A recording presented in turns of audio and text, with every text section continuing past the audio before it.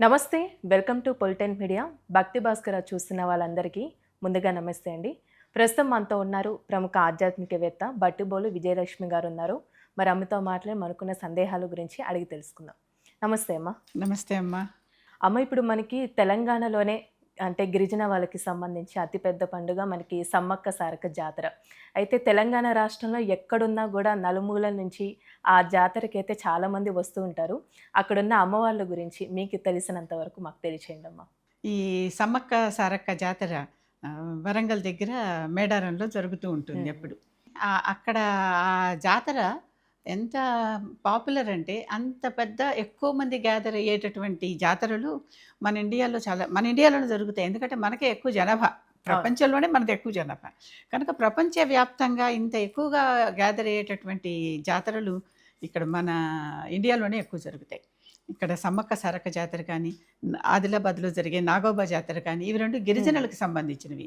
అవి కాకుండా మనకు జరిగే కుంభమేళాలు, ఇంకొకటి పుష్కర్ జాతర అని రాజస్థాన్ పుష్కర్లో జరుగుతుంది. పుష్కర్ మేళా అంటారు దాన్ని.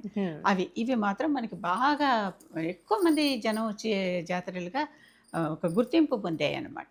వాటిల్లో మనకి ఇక్కడ తెలంగాణకే రెండు కనపడుతూ ఉంటాయి మనకి. ఆ రెండిట్లో సమ్మక్క సారక్క జాతర ప్రస్తుతం విశేషంగా జరుగుతోంది. అది ఎలా చేస్తారంటే వాళ్ళిద్దరూ తల్లి కూతుళ్ళు, సమ్మక్క సారక్క. ఏవో సినిమాల్లో అక్క చెల్లెళ్ళుగాను అలా చూపిస్తారు కానీ మామూలుగా మన పురాణ కథ ప్రకారం వాళ్ళిద్దరూ తల్లి కూతుళ్ళు. ఆ తల్లి కూతుళ్ళు అంటే సతీ అయిపోవటం అంటారు చూడు.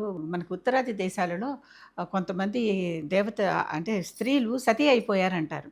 రాణి పద్మిని కానీ ఇలాంటి వాళ్ళకి చాలా చక్కగా పూజలు చేసే ఆచారం ఉంది అక్కడ. అలాంటిదే ఇక్కడ కూడా. వీళ్ళు కూడా యుద్ధాలు చేస్తూ పాపం భర్త చనిపోతాడు, కొడుకు చనిపోతాడు.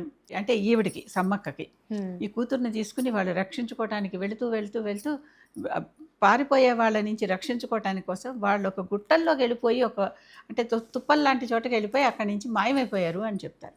వాళ్ళు ఎక్కడి నుంచి మాయమైపోయారో అక్కడ వాళ్ళకి 2 కుంకుమబరిణలు దొరికినాయట. సమ్మక్క తరపున ఒక్క కుంకుమబరిణ, అంటే వాళ్ళు ముత్తైదువులే ఎప్పుడు అని చెప్పడానికి గాను.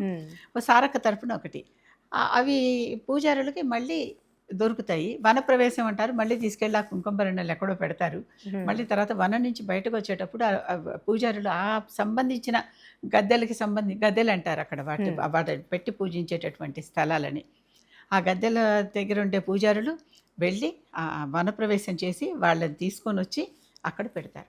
పెట్టి ఈ నలుగురికి నిత్యం పూజలు జరుగుతాయి. నిత్యం అంటే ఈ జాతర అనే రోజులు పూజలు జరుగుతాయి. సమ్మక్క, సారక్క, గోవిందరాజు, జంపన్న. అక్కడ జంపన్న వాగు అని కూడా ఉంటుంది. ఆ జంపన్న వాగు పూర్తిగా అసలు అతను చేసిన యుద్ధంలో ప్రవహించిన రక్తంతో నిండిపోయింది ఆ రోజుల్లో అని కూడా చెప్తారు. వీళ్ళకి మాత్రం ప్రత్యేకంగా గద్దెలు అంటే పీఠాలు కట్టి, ఆ పీఠాలు ఇప్పుడు ఈ సంవత్సరం కొత్తగా పర్మనెంట్గా ఏదో కట్టారు. ఎప్పుడు వాళ్ళు చేసిన మేక్ షిఫ్ట్ లాగా కాకుండా కొంచెం చక్కగా కనిపించేలాగా బాగా కట్టుకున్నారు. అంటే అది కట్టచ్చా లేదా అనేది చెప్పలేము మనం. ఎందుకంటే కొన్ని సాంప్రదాయాల్ని అలాగే కొనసాగనివ్వాలి అనేది ఒకటి. కనక మహాలక్ష్మి విశాఖపట్నంలో రోడ్డు మీద వెలిసింది. రోడ్డు మీద వెలిసిందా ఆవిడ నాకు పైన ఎన్ని రకాల అంటే పైన ఆచ్ఛాదన వేసినా ఉండనివిలా విరగొట్టేసిందట. అలాంటిది ఆవిడని ఇప్పుడు తీసుకుపోయి ఆవిడ నడినెత్తి మీద గర్భగుడి గోపురం ఉండదు కానీ చుట్టూ మాత్రం పెద్ద గుడి కట్టేశారు. అమ్మవారి నెత్తి మీద మాత్రం ఏముండదు, గాలి, ఆకాశం. అలాగే ఇప్పుడు వీళ్ళు కూడా ఏవో చేశారు. చూద్దాం. వాళ్ళు దేవతలు యాక్సెప్ట్ చేయాలి, ఇది మనం కాదు అనుకుంటారు. కానీ ఇక్కడ ఉన్నటువంటి నాయకులు కానీ వినాయకులు కానీ ఎవరు చేసినా, ఈ పూజారులు కానీ ఎవరు చేసినా పై వాళ్ళు యాక్సెప్ట్ చేయండి అవి జరగవు, నెలవు. మళ్ళీ ఈ సంవత్సరం జరుగుతుంది. 2 ఏళ్లకు ఒకసారి జరుగుతుంది. 2 ఏళ్లకు ఒకసారి చాలా విపరీతంగా జనం వస్తుండటం వల్ల ప్రతి సంవత్సరం కూడా చేద్దామని ఒకప్పుడు అనుకున్నారు. కానీ మళ్ళీ అంత ప్రతి సంవత్సరం ఆ మధ్య సంవత్సరం ఉంటుంది కదా, అదంతా దీనంత వైభవంగా మాత్రం జరగట్లా. 2 ఏళ్ల తర్వాత జరిగేటటువంటిదే అదే అసలుది అని చాలా వైభవంగా చేస్తున్నారు. అది నిజంగానే వాళ్ళ సంప్రదాయానికని, వాళ్ళ సత్యనిష్టకి, వాళ్ళ దేశభక్తికి, ఎందుకంటే వాళ్ళ దేశాన్ని రక్షించుకోవటానికి కోసమని వాళ్ళు యుద్ధం చేశారు. అలాంటి వాటికి స్త్రీలలో కూడా ఎంతో సాహస కార్యాలు చేయగలిగేటటువంటి వాళ్ళు ఉన్నారని చెప్పటానికి, స్త్రీల వల్లే సంప్రదాయం కానీ వ్యవస్థ కానీ నిలబడుతుందని చెప్పటానికి వీళ్ళు ఉదాహరణలు. నిజంగానే ఎన్నిసార్లు ఎంతమంది అనుకున్నా పురుషుల వల్ల వ్యవస్థ కానీ సంప్రదాయం కానీ నిలబడదు, స్త్రీల వల్లే నిలబడుతుంది. పురుషులు దేనికైనా తొందరగా చెలించిపోయి మారిపోతారు. మన దగ్గర మన వస్త్రధారణే చూసుకుంటే స్త్రీలు ఇంకా చీరలు వదలలేదు, మగవాళ్ళు పంచెలు వదిలేసి చాలా ఏళ్ళు అయిపోయింది. వాళ్ళందరూ మామూలు డ్రెస్ అంటే ఏంటంటే ప్యాంట్లు షర్ట్లు వేసుకుంటున్నారు, అంతే కదా. మన దేశ సంబంధమైనటువంటి ఉత్తరీయం పంచాలు వేసుకునే వాళ్ళు ఏదో ఆ వృత్తి పూజారి వృత్తి పూజ వృత్తి చేసేవాళ్ళు మాత్రమే అదేదో వాళ్ళ అఫీషియల్ డ్రెస్ అన్నట్లుగా అయిపోయింది ఇప్పుడు రాను రాను.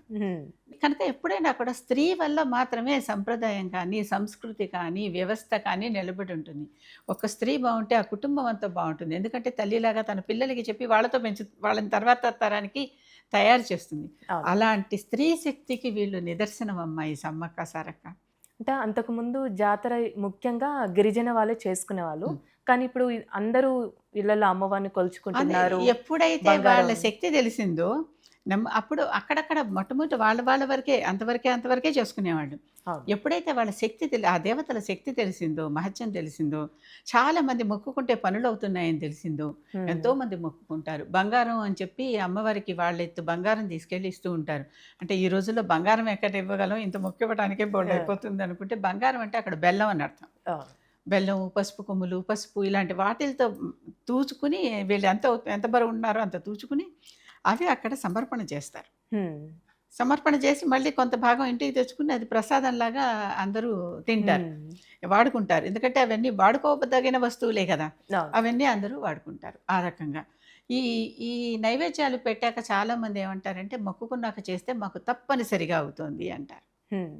మా స్టూడెంట్ ఒక అమ్మాయి ఒకసారి కాలేజ్ నుంచి లీవ్ అడిగింది. 2-3 రోజులు నాకు లీవ్ కావాలి, జాతరకి వెళ్ళాలి, నేను మొక్కుకున్నాను, మా అబ్బాయికి ఏదో వస్తే మొక్కుకున్నాను, మా అబ్బాయి బాగుపడ్డాడు కనుక నేను తప్పనిసరిగా వెళ్ళి అక్కడ బంగారం ఇవ్వాలి, నేను మొక్కు తీర్చాలి అంది.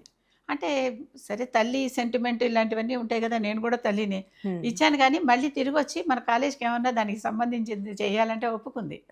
తిరిగి వచ్చాక అమ్మాయి పనిచేసే ట్రైనింగ్ తీసుకునేటటువంటి స్కూల్ పిల్లలకి నెక్స్ట్ తరానికి కదా తెలియాలి.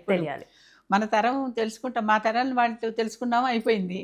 మీ తరం వాళ్ళు తెలుసుకుంటారు, కాస్త కొంచెం బోధిస్తారు. ఇంకో 30 ఏళ్ల పాటు మీరు చెప్పే రంగంలో ఉంటారు. ఆ తర్వాత పిల్లలు తెలుసుకుంటే ఇంకో వాళ్ళు 60-70 ఏళ్ల పాటు చెప్తారు.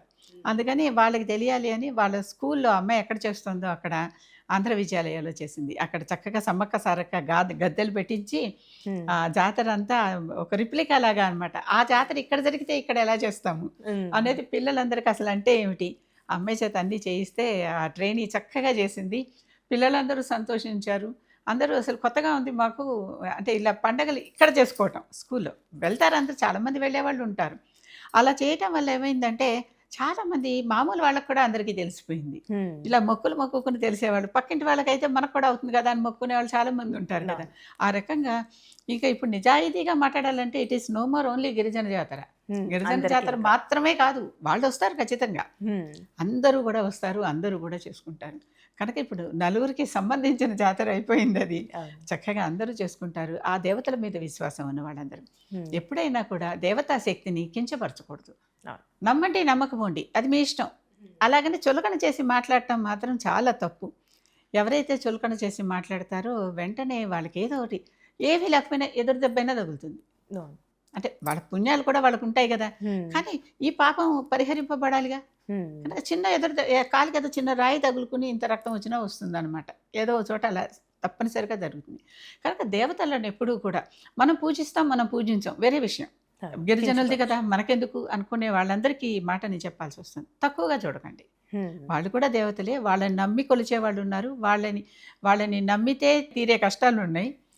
కనుక ఆ విశ్వాసాన్ని గౌరవించండి, అది చెప్పేది. చాలా చక్కగా తెలియజేశారమ్మా, ధన్యవాదాలు. నమస్కారం.